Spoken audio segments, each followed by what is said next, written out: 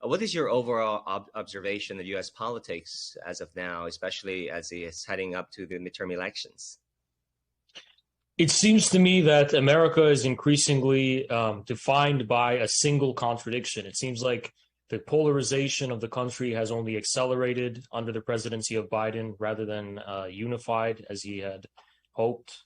And it seems that this polarization seems to be along the lines of whether or not our country is going to be based on its reality as a substantive community, or whether it's going to be based on, in Biden's words, an idea, universal human rights, international interventions, and so on.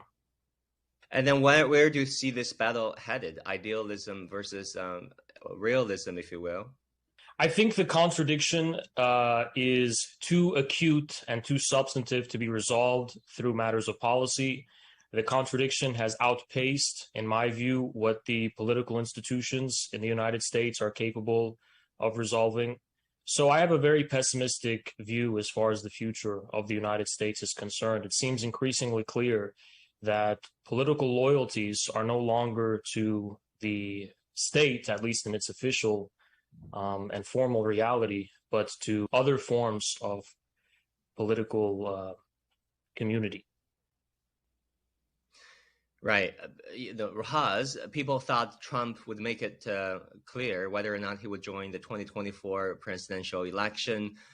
He said he would, or suggestions are that he would, but he has not announced his intentions. Why is that? And also, will 2024, in your opinion, still be a contest between Biden and Trump? I think Trump's hesitancy to announce his election in 2024 probably relates to the legal troubles he's now facing.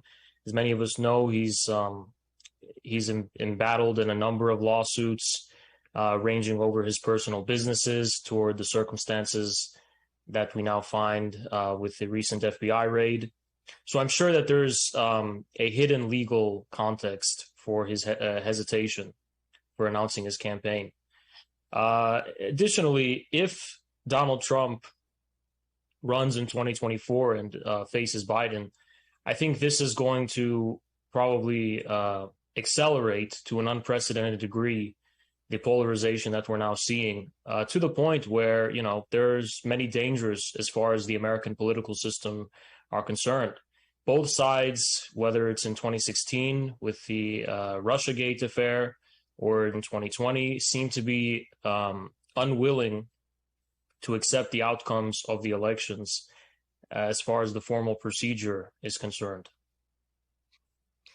Could there be new faces coming up from both parties? I mean, mostly the Republican Party?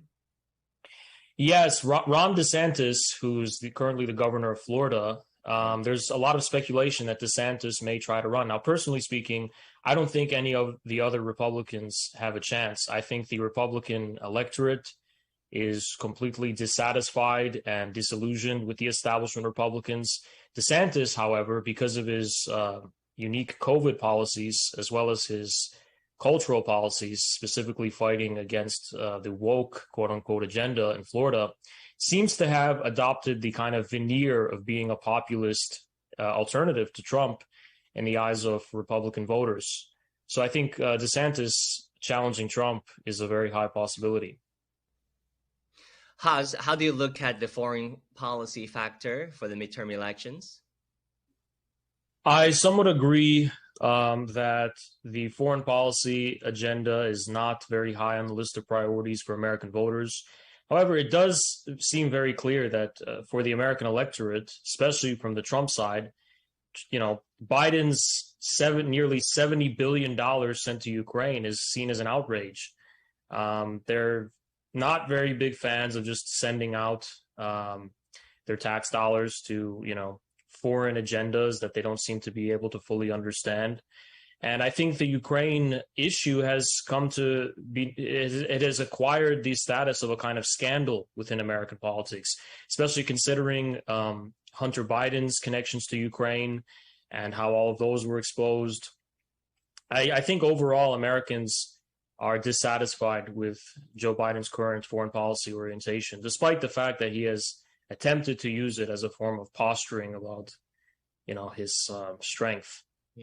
Finally, we'll have time for one last question. Haz, on social media, you've been vocal about Washington being tough on China.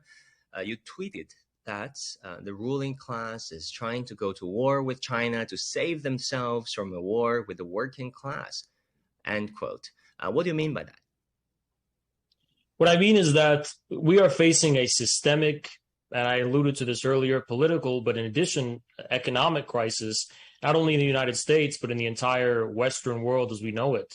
The U.S. created Bretton Woods system, which was created after the post-war period, which was meant to establish this international economic system, is breaking down. And plainly put, if not only the government and the policymakers, but if the ruling class within the United States that has benefited from this system have to face the people of the United States and of Europe, it wouldn't bode well for them as far as their political reign is concerned.